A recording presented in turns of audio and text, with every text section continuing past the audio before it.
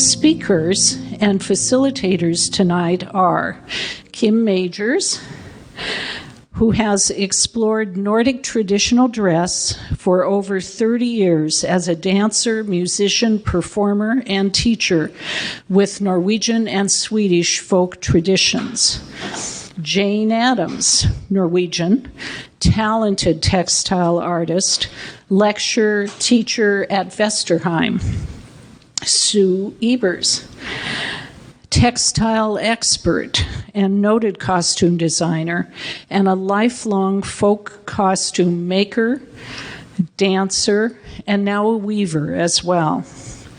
And Sandra Nelson Miller, a longtime leader and volunteer in the Nordic community, former Nordic Northwest interim executive director, and as you see, someone with a deep love for her Norwegian ancestry.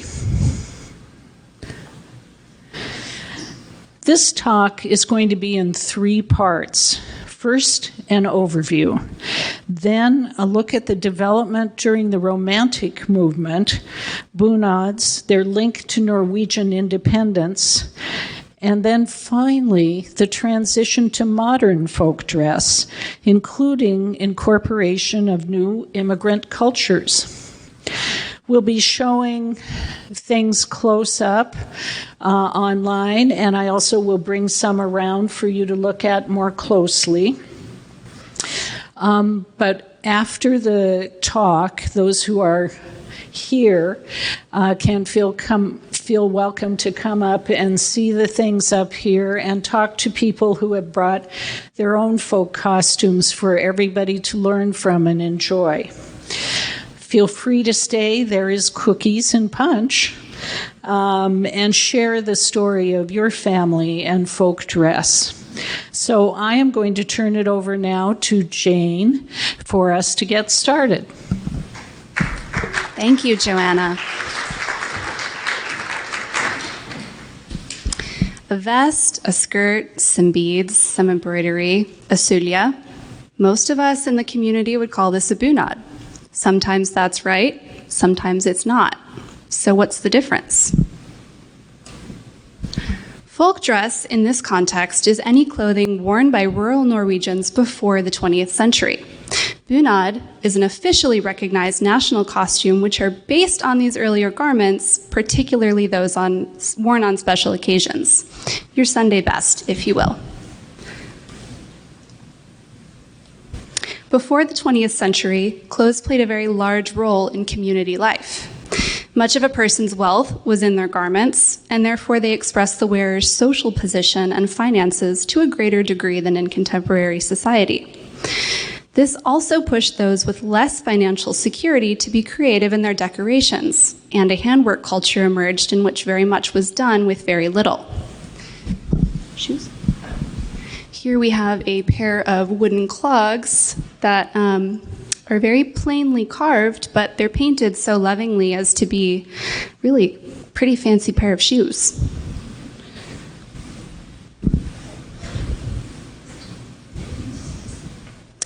The perishability and consequent renewal meant that folk dress, like any other garment, was susceptible to external fashion influences. Personal taste also factored into their execution. These creative developments, along with a rugged landscape that tends to hem its inhabitants into sharp boundaries, led to distinctly different regional costumes.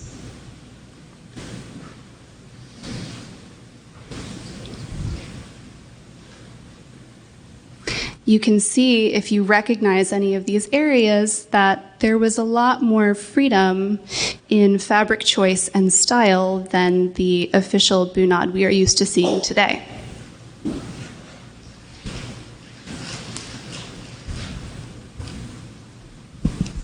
Garments were made from the most available fibers, namely linen and wool.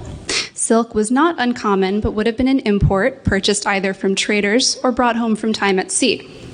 Early folk dress followed regional color palettes, symbols, handwork styles, and garment shapes, but had much more room for personal taste and inherited or imported materials than the modern bunad. Everything was, and still is for the most part, made by hand. So here we have a brystduk and a belt that someone never finished from the Hardanger region. And if you look at the back, you can really see how handmade they really are. Sometimes when they're finished, they look so impressive that you forget that somebody sat over that for more hours than you'd care to pay someone for.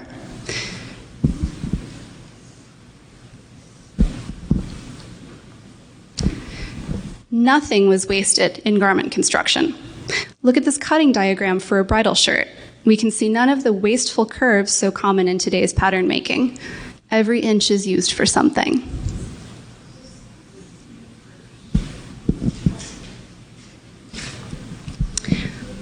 The first Bunad that is loaded with the national pride we feel today is the Nationalen. It is a simplified version of the Hardanger regional dress, appearing in the late 1800s. It is worn to show support for the dissolution of the union between Norway and Sweden that will finally give Norway its full independence in 1905. It is not made as finely as its folk dress predecessors and would not have replaced formal dress. And we do have a Nationalen vest.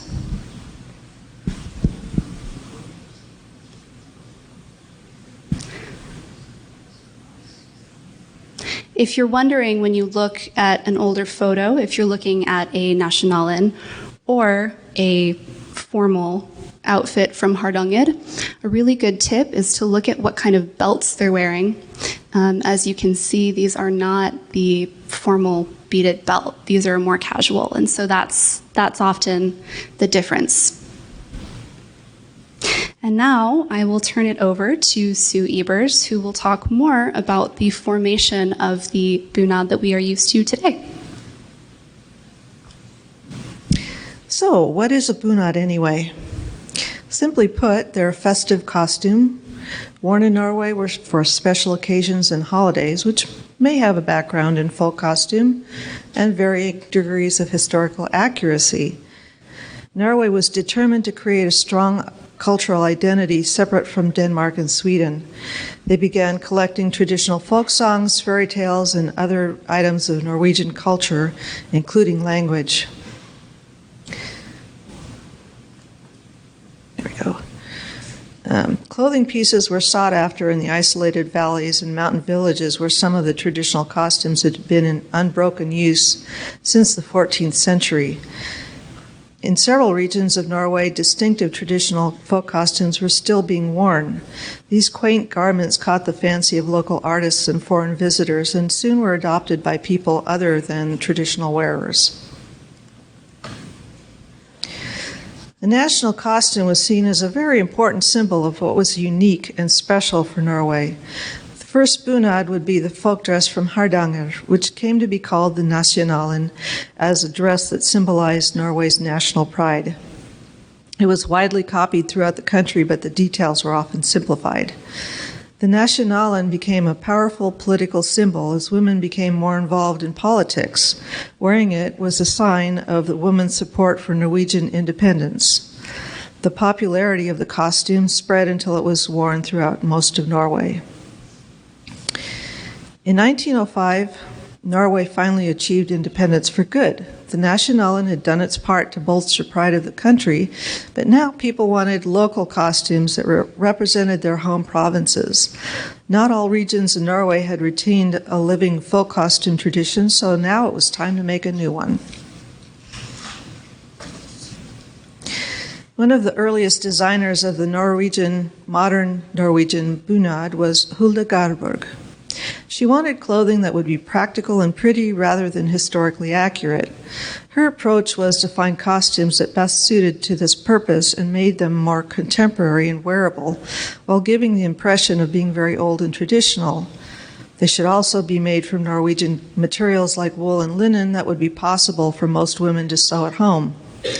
To that end, she published a booklet presenting some of the finest folk costumes in Norway that were suitable as bunads. One of her early bunads was a makeover of a folk dress from Hallingdal. She loved the colorful embroidery on black wool cloth, but the width of the skirt made it heavy, so she redesigned it with a narrower skirt and much lighter fabric. She also lowered the waistline to bring it in line with the more modern fashion of the time and designed an embroidered cap to replace the old complicated headdresses. These two photographs, the left is Hulda herself, and both of these dresses are some of her designs.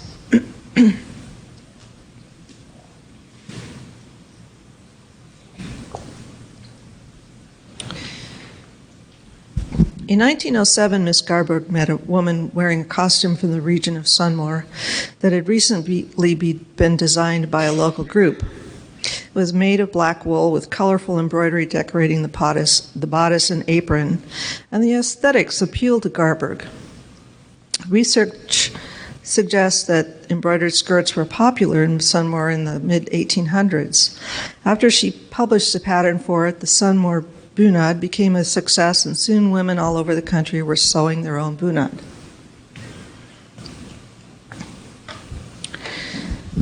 The Sunnmøre Bunad was so popular that Garborg used it as a template for designing bunads from other regions in Norway. One of the first was a new bunad from Valdres. There was an old existing traditional costume with a high, tight waistline and expensive imported fabrics, but she disliked it and decided to redesign a bunad for the region that was based on the Sunnmøre model. This time, the embroidery was based on an old bonnet from the 18th century, which was embroidered in velvet with silk threads in a stylized floral pattern. The embroidery was translated onto a new bunad made of black wool and embroidered with wool thread. The Valdres and Sunnmøre Bunad set a trend for many of Norway's regional bunads. The embroidered bunads were popular because they were very pretty and suited the Norwegian woman's sense of fashion and would come to define the look of a proper bunad. The embroidery patterns came from different sources, such as an old bonnet, a purse, embroidery fragments. In other regions where embroideries were entirely absent, the embroidery could take its design from local rose mulling or even the local flowers. Original costumes worn by the peasants definitely didn't look anything like the embroidered bunads that had become the ideal, but the look was now a well-established national symbol. In the 1920s, Clara Sim took a different approach to creating bunads. She didn't like how the bunad had taken on an aesthetic life of its own with no respect towards historically authentic dress. She started to research what people actually wore in different parts of Norway. Although she didn't try to copy the old garments exactly, she did try to respect the historical design of the actual clothing when designing her new bunads. One example is this bunad from Solør-Odal. The region already had an embroidered bunad created by a local handicraft association, which you see on the left. It follows Hulda Garborg's template. But Sim's new version looked a lot closer to what the peasants of the region might have actually worn in the 1700s. The embroidered bunads never went out of production. Both designs continue to exist side by side, and even more new versions have been designed over time.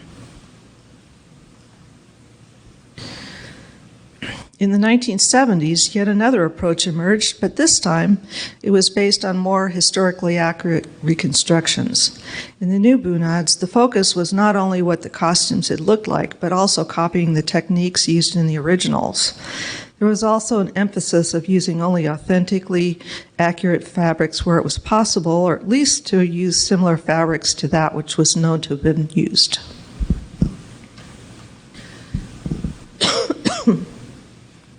In 1947, the Norwegian Institute of Bunad and Folk Costume was founded. Its main goals were to preserve the traditions of folk costumes, maintain quality standards in the making of bunads, and give advice on the construction of new bunad. Today, there are about 450 new different bunads in Norway, and new ones are still being designed. They established 5 categories which describe the level of authenticity of the design.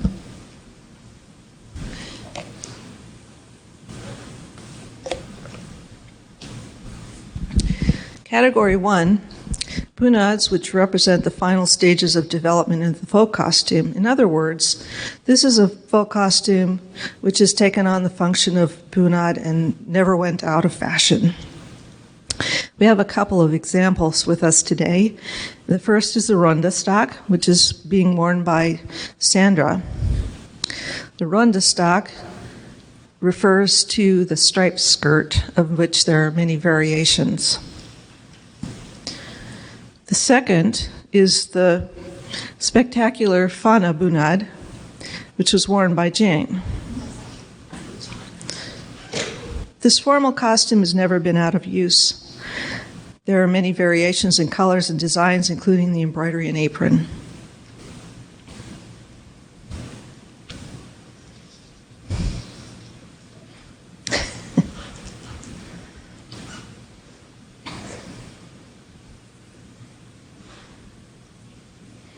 Category 2. These are bunads based on a particular folk costume which has gone out of use, but was not forgotten by the local people. Many people knew the look of the folk costume, and there could be some extant old garments used in the creation of the new bunad. I'm wearing a belt, what's called the beltestak from Central Telemark. It gets its name from the wide tablet woven belt, and is a reconstruction of how women would dress in the late 1800s. It was still being used by some of the older women as late as the 1950s. And she made it.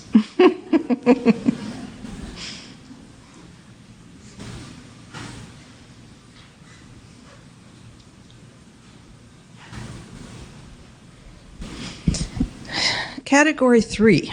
These are bunads reconstructed based on preserved garments from old costumes, and other sources that have information about the type of costume, like written information, illustrations, oral traditions, etc. Kim is wearing a rudestak from Valdres. The rudestak gets its name from the checked home-woven fabric. The silhouette comes from an antique dress from the 1840s. The pattern of the checks varied in different districts of Valdres. This particular example comes from Etnedal. And she made it.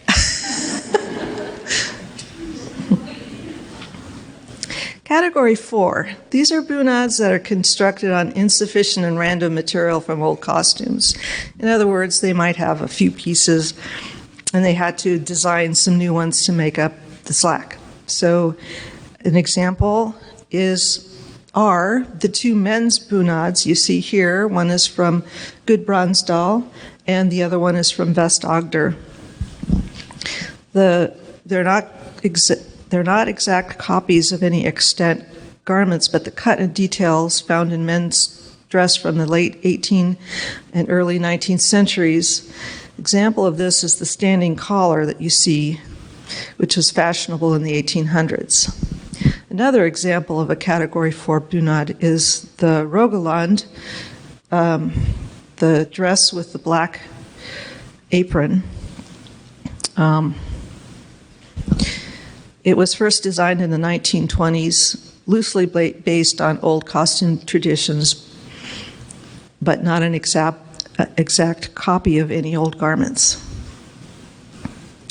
Category 5 are bunads that are fully or partially composed as a new creation. Some of these are inspired by material from folk costumes, while others have found inspiration from different types of items and garments.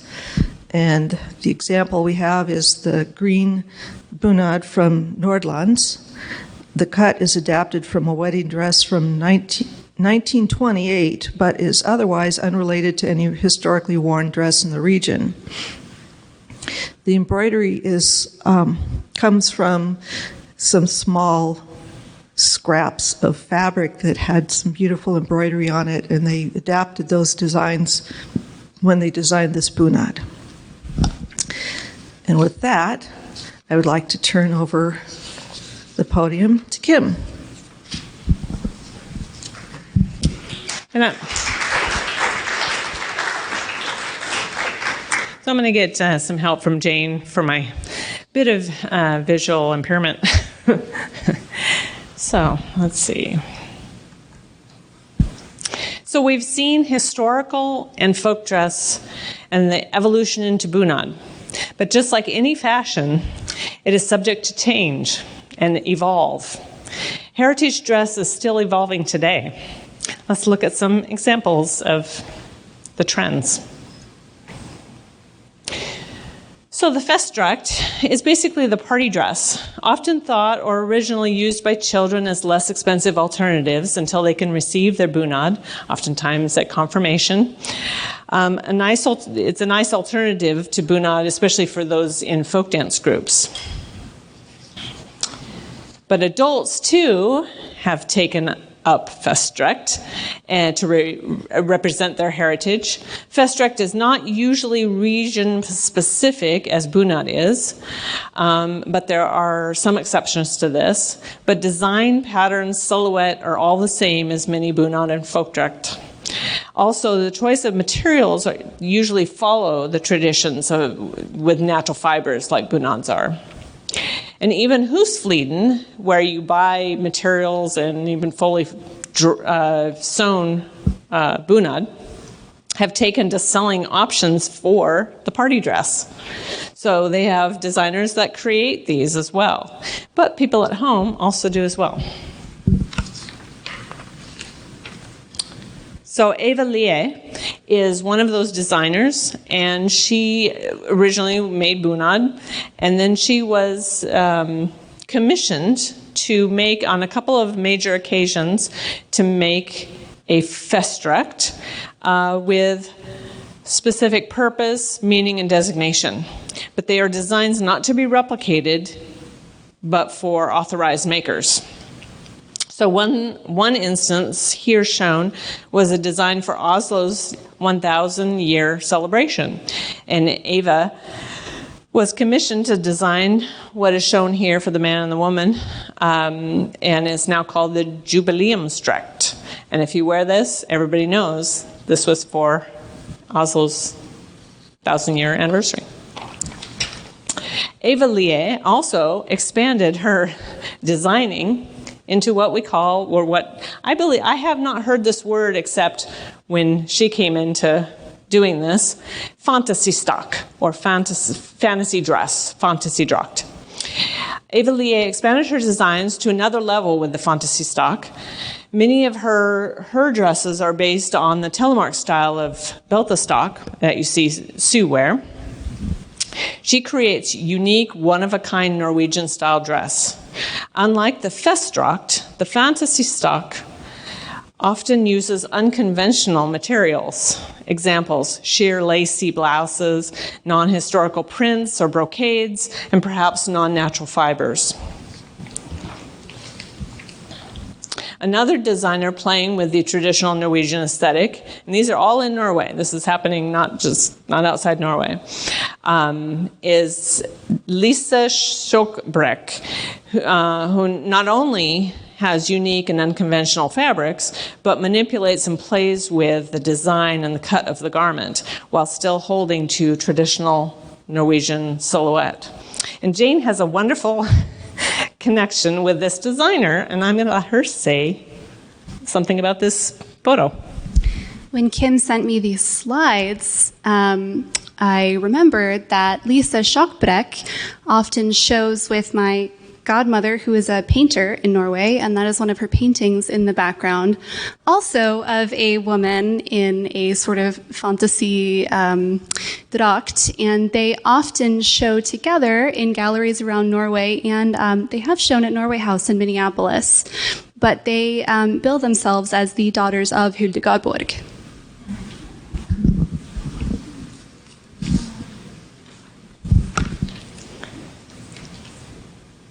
So this has led to a trend of reusing and recycling fabrics. Oh, uh-oh. Oops. It's gone. Let me see. Oh, okay. Well, here Here's my slide. Okay, so this has led to a trend of reusing and recycling fabrics. Yes, that is me in the middle. Harkening back to the original green garment, or having little to no waste in when you weave your own fabric, you don't want to waste it. Well, the new trend is to use and reuse found and thrifted fabrics.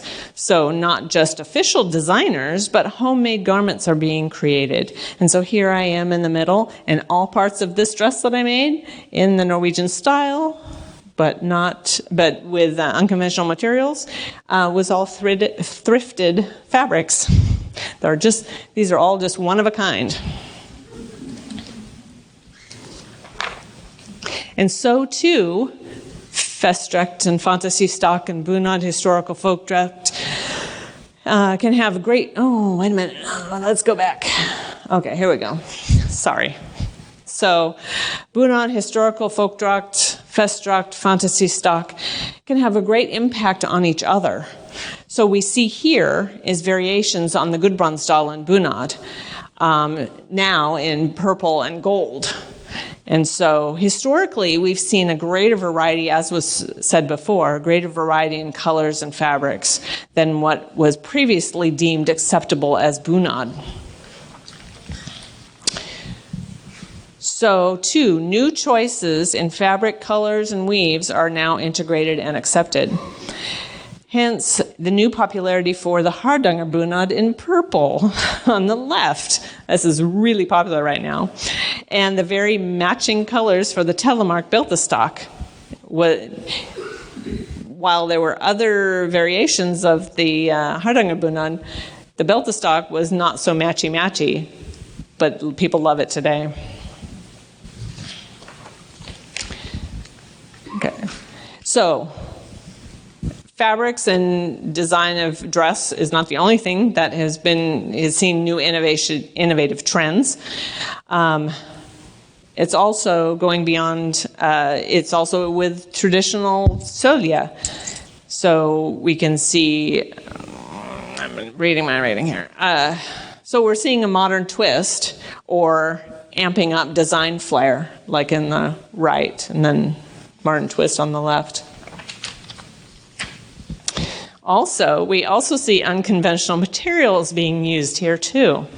Siri Berryfjord uses molds from traditional Telemark brooch, which Sue has a beautiful example of. You should get a closer look, from traditional Telemark brooch, and uses a plastic material and plays with colors. While less expensive than the silver counterpart, they are not cheap.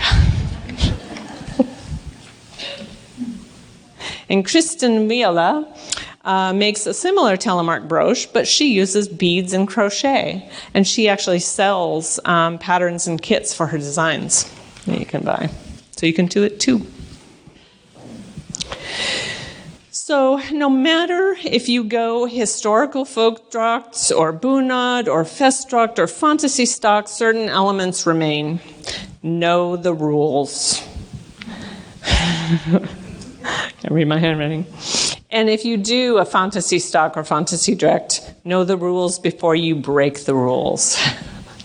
And a major part of that, can I have everybody sit up? A major part of that is the fit, the silhouette, and using quality materials. And this I will give back to Joanna.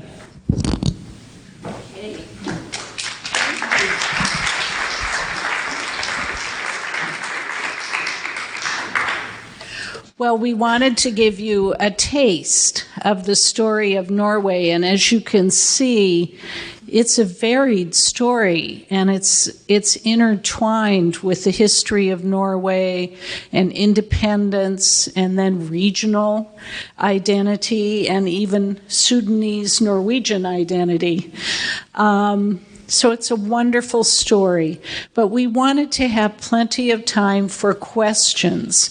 And I have a question while you're thinking of yours, because Sonia will come around and you can ask your question. And that is, for those who made their bunad, how long did it take you? Oh, do tell, Sue, how long it took you, because She and I danced together in the Portland Revels celebration. It was Nordic Lights, something like that. And so I said, "Hey, Sue, can you be my dance partner in this?" And I have and made my own Built-A-Stock, which I wore for a wedding. And she has several other bunads, but she decided she wanted to flare on stage. And do tell how long it took you.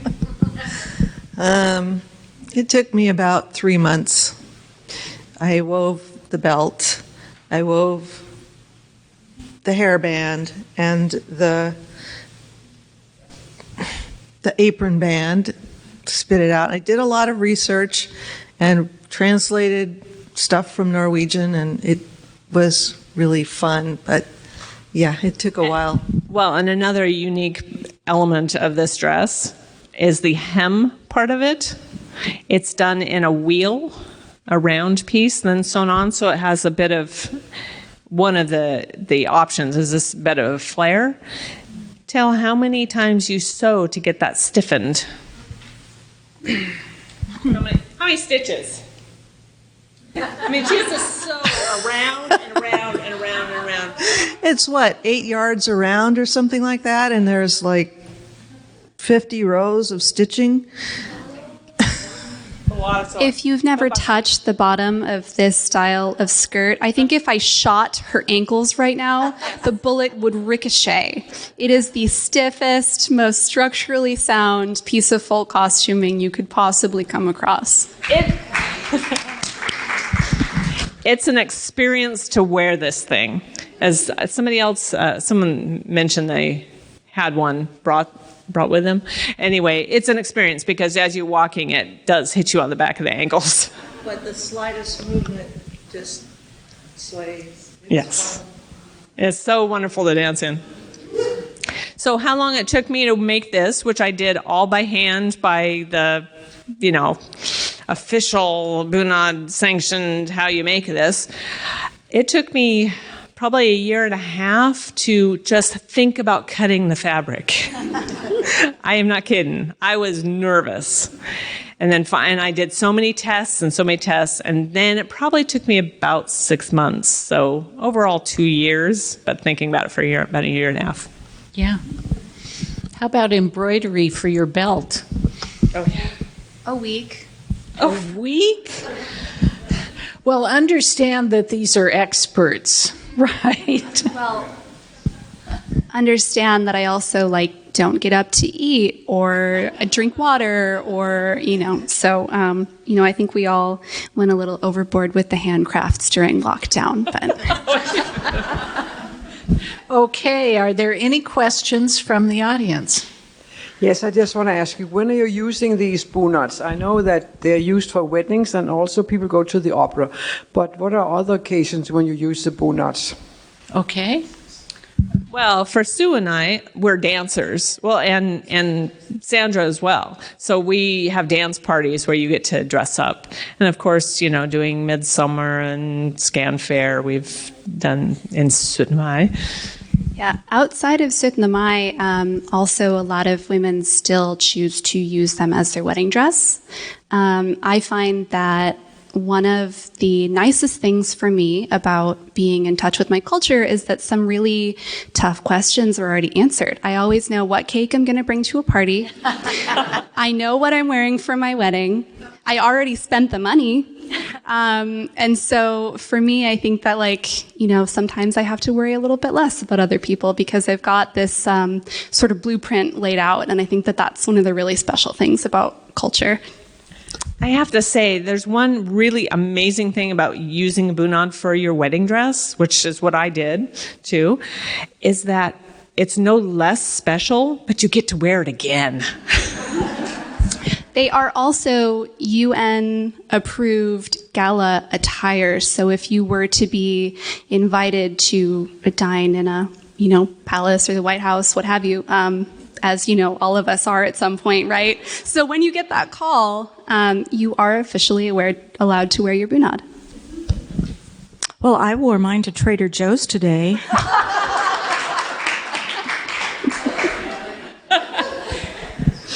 Okay. Do we have another question? Sonia, there's one over here, too. and then to Aberdeen after that. Hi, I'm Debbie, and I'm curious about the attachment mechanisms that maybe are being used to secure these wonderful outfits. Buttons and what kind of materials or hooks or what was used in Norwegian culture to secure these lovely dresses? You want to start? Most of it is hooks and eyes. So if you look, you've got, the skirt maybe goes down to here, and then there are a couple hooks here. They're usually open in the front because you always have an apron over it. And so there's really, if there is pleating on the sides, it'll still be flat in the front because this area is always meant to be covered up, except for when you're flashing a bunch of strangers your tights. But there are hooks and eyes all the way up to here, maybe 4 or 5. And then the apron and the belt sort of give you a little bit more stability and keep everything from unhooking. So it's a lot like getting ready for like deep sea diving. Like there's a lot of like, okay, this goes on and then I won't be able to take this off no matter what until I get home because I'll never get it back together. And then outside of that, cufflinks, there aren't any buttons usually. You do see people sneak them in, but there aren't usually buttons in the shirts. So it's always cufflinks. And then the sylje is what's keeping the blouse shut. Yeah. Yeah. Oh, we have some more comments. Yeah. So this is not directly to your question, but it made me think of it.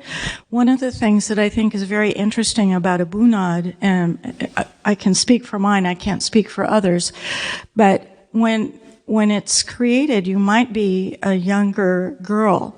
And so it's designed to be let out as you grow. So it can be let out here. There's tucks here so that if you grow taller, it's going to last you a lifetime. When you get that next growth spurt, you're going to be really glad those are there. Yeah, I'm hoping for more. Right. Well, I have hooks on my dress too, somewhere underneath this 2.5 meters of band, but this is my corset. And it's holding everything together. Oh, did you have more? I don't know. Okay. Next question. Oh, you'll hold it for me? Okay. I was going to ask how the telemark, the edge of it flows like that, because it just seemed like magic science to me. But I am also trying to weave the tablets and that kind of thing. I wonder where you got the pattern for that, because it seems so much more complicated to translate into your own work than embroidery and everything like that. Like, you have to really think Sue, do you want to tell about when you came to me and you had that bunched up? Okay, where do I start? So the skirt moves because of the weight and the stiffness of the hem, and you'll have to come up and see it for yourself. As for the tablet woven band, I looked at a lot of examples and went through a lot of color combinations. There is a website in Norwegian that has some patterns that you can actually use. I got some of the patterns for this belt as well from that website. Just a warning, this belt took about 125, 150 tablets. If you've ever done any weaving, it's almost 6 inches wide, so it was a real challenge. And I can add too, because I've made one, that there is in town a specialist who specializes in those tablet weaving, Linda Hendrickson. So I can get you hooked up. I took a lesson from her, so that's how I learned. But it's good that you're asking, because that is how these things stay alive. And so it is our duty to help you figure that out so that you may help someone else figure that out in 20 years, because it only takes one generation to kill all of this. All of this is endangered. All of it. It takes one generation, it takes one person to forget how to do one thing, and then that won't be a feature on Bunad anymore. And so it's a little bit easier in the digital age to document these things and save them, but they won't make it if we don't show the next generations. Okay, next question. One here and then one there. After seeing the wide variety of accurate and then creative bunads in purple and these are gold and other colors, it almost makes my question a little moot. But is there or has there been a snobbery around you should only reproduce your bunad from your, ancestry? Jake, speak to that. We've had many conversations.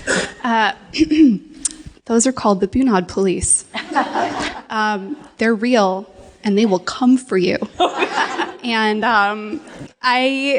there are, I think that like everyone has a little column A, a little column B in what they believe to be the best way to preserve these cultures. Generally, it is expected, especially if you are born in Norway, that you will choose a costume that has some meaning for you. And so it doesn't have to be where you were from, where your parents are from. Maybe it's from where your grandparents are from. For example, this is actually not the bunad that was assigned to me by my mother.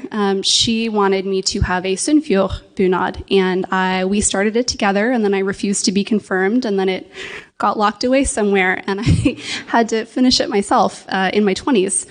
But my mom picked it because her mother was from Sunnfjord, and she grew up hearing her mother say that she wished that she had grown up with the finances to have one, because she thought that they were beautiful, and so that's what we picked.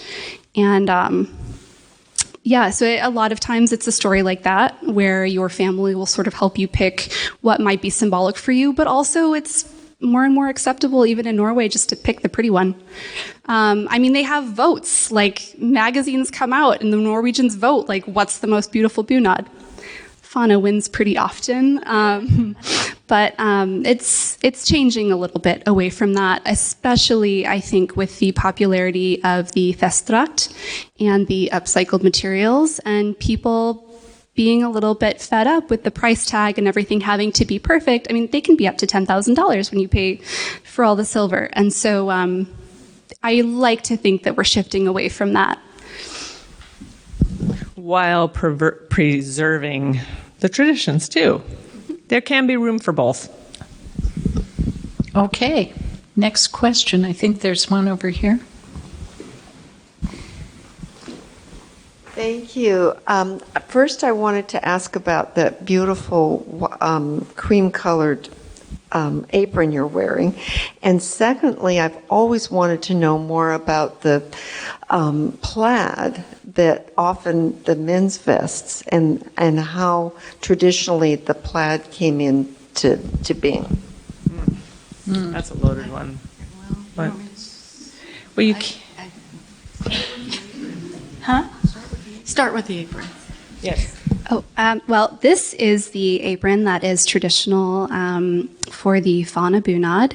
It is a really lovely cotton brocade fabric that's not commonly made anymore. And then normally, or at least on many Bunad, it is hardanger embroidery on the apron, but with the Fana Bunad, there are a couple variations, but this one is crochet lace. And it's all done really, really carefully by hand, and I had to add about 6 inches to it to get it on my body because I am not malnourished like many Norwegians before me. So, but you're right, it is beautiful, and I'm very, very happy to have it. Okay, you may need to correct me on this, but when I was researching my particular bunad, I was my grandmother came from Gudbrandsdal, and I wanted something that would have been potentially something she could have had she not been just a poor peasant woman. And at Husfliden in Norway, the shop that sells all the wonderful fabrics and bunads, they recommended that I take this one because they felt it was perhaps the oldest of the region. And if there was one, she might have had this one. And I was also told, I did some research on this ahead of time, but I could not find the exact written answer that would satisfy me. But I was told that there was an invasion of the Scots through Norway in 1612, and they were on their way to Sweden. They came right through the valley, practically through one of the villages where my great-grandmother came from. And the Norwegian farmers had rallied and fought off the Scots and killed them. And the leader of the Scottish group, I don't know if he was a general or whatever he was, he had this particular plaid. And I actually did find this plaid as one of the tartan plaids, I think, of a Stuart. And it's almost exactly the same, but I don't know if I'm right or wrong. I could be totally wrong, but I love the story. It is a great story. The Stuart tartan is a little different. I'm a Stuart as well. It wasn't Stuart. Yeah, it might have been. Well, the Scottish, tartan society or whatever has deemed this an official tartan, and they do recognize that it's a Norwegian tartan. So, and they design new tartans. So there is, that. Yes, there was an invasion that came through with Scots, and that may have been the case, but it was 200 years prior to the popularity of use of plaids. And that's where you see, like this, between 1840 to 1870, it was really popular. Plaids were really popular with all sorts of traditional folk and popular dress throughout Norway and Sweden and probably beyond. And there are other cuts, and this is one of the cuts of the dress. So could it have been influenced by Scotland? Sure, maybe. There's a good story in that. Yeah. And there was a lot of trade. Yeah, and there was a lot of trade, so. Okay, anything else? Okay, any Joanna, more questions? We have one online. Heidi Simpson wants to know if anyone knows when the Nordland Bunad was introduced. The Norland? Nordland. The one is that? This one? No, it's the green one. Yeah, the green one. I think it was in my little talk. I believe it was in the 1920s that it was designed. I think you're right. Okay, 1920s. Any other questions from the group? So I'm curious, with this background in sort of the Norwegian Bunad and so on, as you look at the United States, how do you see folk costumes and the use of this, and how do you think it serves a sense of cultural identity here?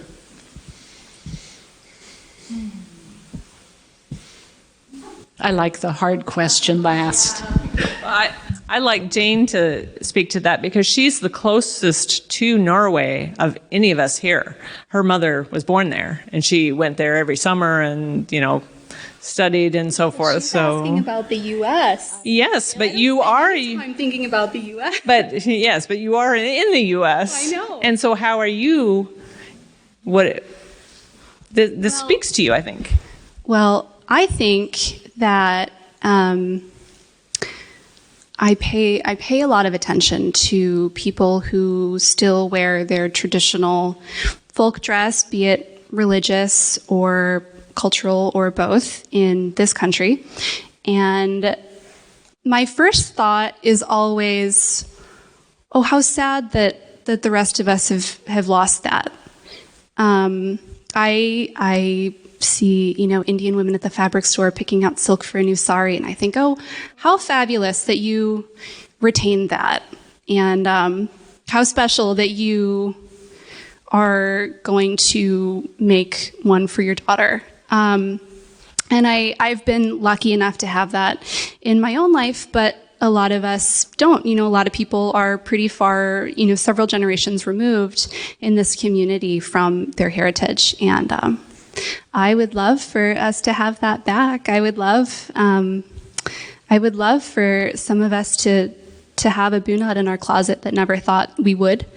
I would love to see more people taking a class and, maybe taking a week of your Norwegian vacation, step off the cruise ship, pop into Husfliden, buy some fabric, ask questions. They're friendly after about 10 minutes. If you get through that first 10 minutes, they will be nice to you. But I would like, I think, as I said, I feel so many questions in my life have been answered by my connection to my culture. I would like to see other people sort of reconnect and come back to that and find the same home, that people who have more recently immigrated are holding close. I think that is really important, and I think that's something that we're lacking, and I think that in a lot of ways it can be a really healing thing. And so, yeah, that's my answer. Anybody else? Well, I can speak from, my great-grandparents were Norwegian, great-grandparents. And it's like, that's pretty far. I'm third, fourth generation, but I grew up with a few traditions, but I kind of readopted some of them. And, so in picking a bunad, it was really about kind of like, I think it was you, Sandra, that was saying, what would my grandmother or great-grandmother have worn or seen while she was there, as opposed to one that was later designed, where she already left Norway. And so I picked something that my Norwegians were still there, and they probably would have worn something like this. It's just different ways of reconnecting with your heritage. And Great. Well, this has been a lovely discussion. I want to note for those who are online, there are some beautiful bunads in the audience. If you want to come up and stand here so they get a chance to see you online, that would be great.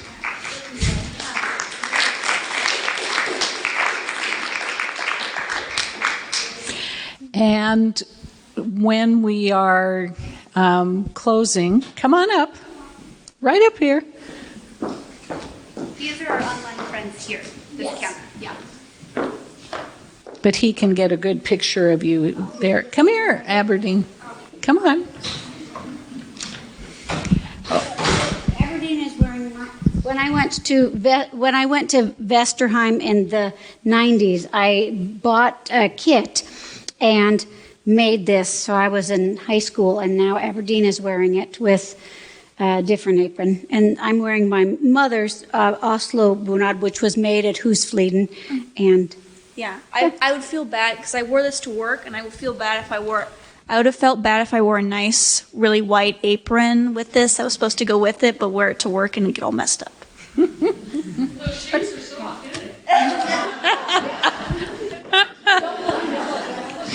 Okay, well, I am going to close out the evening. Thank you for sharing those.